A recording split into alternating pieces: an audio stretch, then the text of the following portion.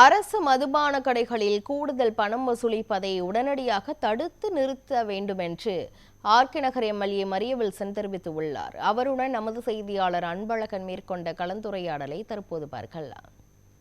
சென்னையின் முக்கிய தொகுதியாக உள்ளவங்க ஆர்கே நகருடைய தொகுதியுடைய சட்டமன்ற உறுப்பினர் மரியவில்சன் நம்மிடம் இருக்கார். வாழ்த்துக்கள் முதல்ல. ஏன்னா ஆர்கே நகருங்கிறது ரொம்ப பல்வேறு அடித்தட்டு மக்கள் இருக்கக்கூடிய இடம். வளர்ச்சி இருந்தாலும் பல்வேறு வளர்ச்சின்னு சொல்லிட்டு இருந்தாலும் கூட இன்னும் நிறைவடையாத பணிகளாக இருக்கும். நீங்கள் பல்வேறு வாக்குறுதியும் கொடுத்துருக்கீங்க. அதே போல் சிஎம் விஜய் அவர்களும் முக்கியமாக சொல்லியிருந்தார், இந்த முக்கியமான 3 திட்டங்கள் தவிர அடிப்படை வசதி வேணும்னு சொல்லியிருக்காரு. நம்ம ஆர்கே நகரை பொறுத்த வரைக்கும் நீங்கள் சட்டமன்ற உறுப்பினர் இன்றைக்கி பொறுப்பெடுத்திருக்கீங்க. இப்போ நேரடியாக களத்தில் போய் உங்கள் முதல் பணி என்னவாக இருக்கும்? ஆக்சுவலாக இன்றைக்கி நடந்த oath taking ceremony I have to thank. முதல்ல சொல்லணும். முதலமைச்சர் திரு விஜய் அவர்களுக்கும் மற்றும் ஆர்கே நகர் மக்களுக்கும் நான் முதல்ல நன்றி சொல்கிறேன். ஏன்னா அது ஒரு ஹிஸ்டாரிக் டே நான் சொல்லலாம். எங்களை பொறுத்த வரைக்கும் முக்கியமாக டிவி கேக்கு. ஏன்னா அது ஒரு ஹிஸ்டாரிக் பில்டிங். இது தமிழ்நாடு ஸ்டேட் அசம்பிளின்றது 100 years ஓல்டு.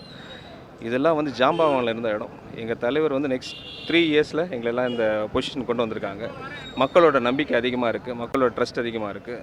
அதை நாங்கள் ஆல்ரெடி தலைவர் கொடுத்த லிஸ்ட்டில் already first day only announce பண்ணிட்டாங்க. 3 விஷயங்கள் 200 யூனிட் எலக்ட்ரிசிட்டியாக இருக்கட்டும், ப்ளஸ் அதர் 2 கோரிக்கைகளாக இருக்கட்டும். அவங்க சைன் பண்ணது ரொம்ப மகிழ்ச்சியாக இருந்துச்சு. என்னை பொறுத்த வரைக்கும் நான் அனௌன்ஸ் பண்ணது ஆல்ரெடி ஸ்டார்ட் பண்ணிட்டேன்.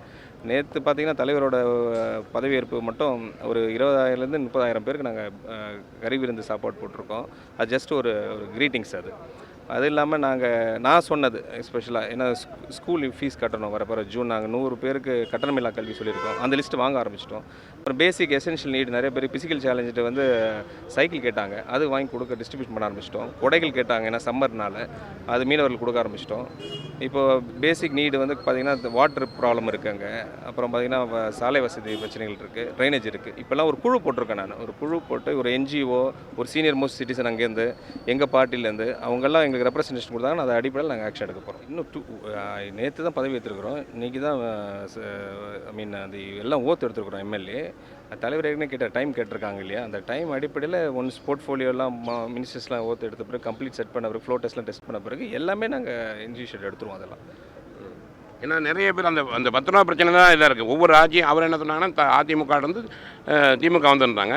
இப்போ நீங்கள் ஆட்சி என்னத்துக்கு தெரிஞ்சிருக்கு, உடனே ஒரு ஆர்டர் இன்னும் அந்த ஒரு கண்ட்ரோல் பண்ணுறதுக்கு எந்த மாதிரி நடவடிக்கை, குறிப்பாக உங்கள் தொகுதியில் என்ன பண்ண போகிறீங்க? நான் என்னோடய ரெப்ரசன்டேஷனை என்னோட எந்த மினிஸ்டர்ஸ் இதுக்கு இன்சார்ஜ் எடுக்க போகிறாங்க அவங்கள்ட்ட சொல்லி கண்டிப்பாக அது ஸ்டாப் பண்ணி ஆகணும். ஏன்னா அதை தான் நம்ம பாயிண்ட் அவுட் பண்ணியிருந்தோம்.